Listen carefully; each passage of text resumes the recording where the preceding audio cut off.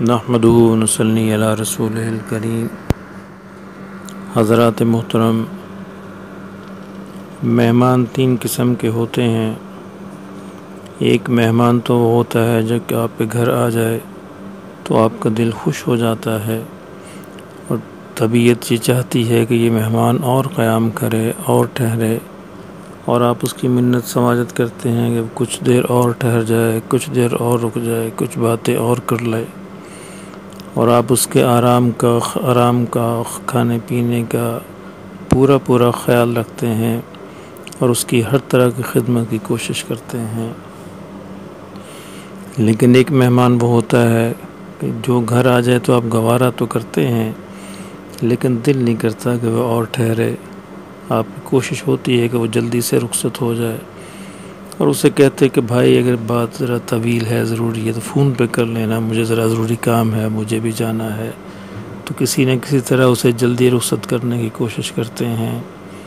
لیکن مہمان کی ایک تیسری قسم وہ ہے کہ جس کے بارے میں آپ کو بالکل ہی گوارا نہیں ہوتا کہ وہ آپ کے گھر آئے، اور آپ کی کوشش ہوتی ہے کہ وہ نہ آئے تو اچھا ہے، اور اگر آ جائے تو آپ کا سامنا اس سے نہ ہو تو اچھا ہے، اور وہ جلد آپ کا گھر چھوڑ دے تو بہت ہی اچھا ہے۔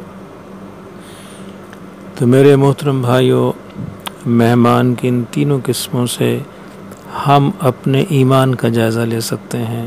وہ کیسے؟ یعنی مہمان کی خدمت، مہمان کا اکرام بھی ہمارے ایمان کے معیار، ایمان کی سطح کو جانچنے کا ایک پیمانہ ہے۔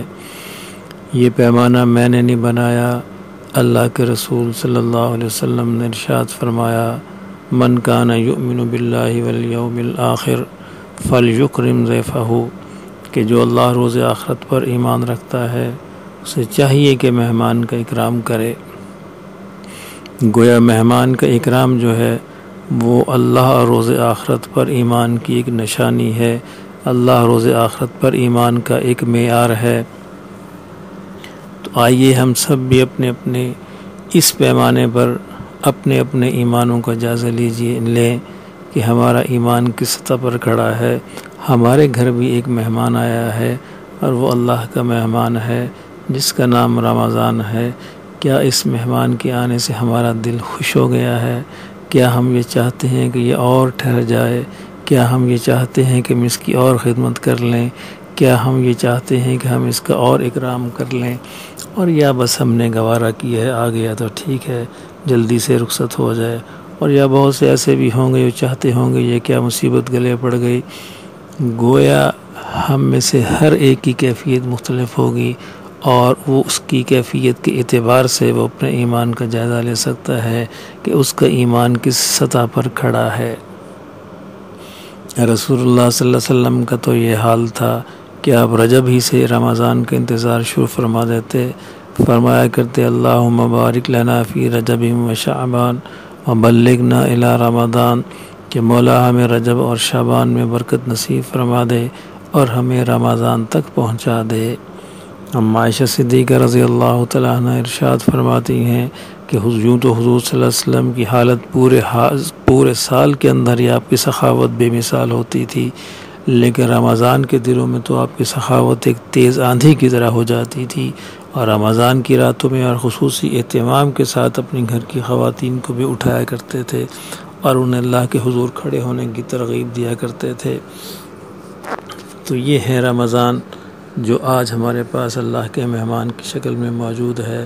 آئیے ہم سب جائزہ لے لیں کہ ہم جو ہے اس اعتبار سے ہمارا ایمان کس سطح پر کھڑا ہے۔ کیا ہم صرف فارمیلٹی پوری کر رہے ہیں یا اس مہمان کا پورا اکرام کر رہے ہیں؟ اس مہمان کا پورا اکرام یہ ہے کہ ہمارے صرف معدے کا روزہ نہ ہو، ہماری آنکھ کا بھی روزہ ہو، ہماری کانوں کا بھی روزہ ہو، ہماری زبان کا بھی روزہ ہو، ہاتھ اور پاؤں کا بھی روزہ ہو، حتیٰ کہ ہمارے خیالات کا بھی روزہ ہو، اور ہمارا دل یہ چاہتا ہو کہ یا اللہ اس کی رحمتیں اور برکتیں اور سعادتیں جو ہیں یہ ہمیشہ ہمارے ساتھ رہ جائیں۔ اگر تو دل یہ چاہتا ہے تو پھر اپنے آپ کو مبارکباد دیجئے، اللہ کا شکر ادا کیجئے، اور اگر دل کچھ اور چاہتا ہے تو پھر اللہ سے استغفار کیجئے اور اپنے لیے دعا کیجئے کہ اللہ ہمارے دلوں کی حالت کو بدل دے۔ اللہ میری حالت بھی بدل دے اور آپ سب کی بھی۔ وما علینا الا البلاغ۔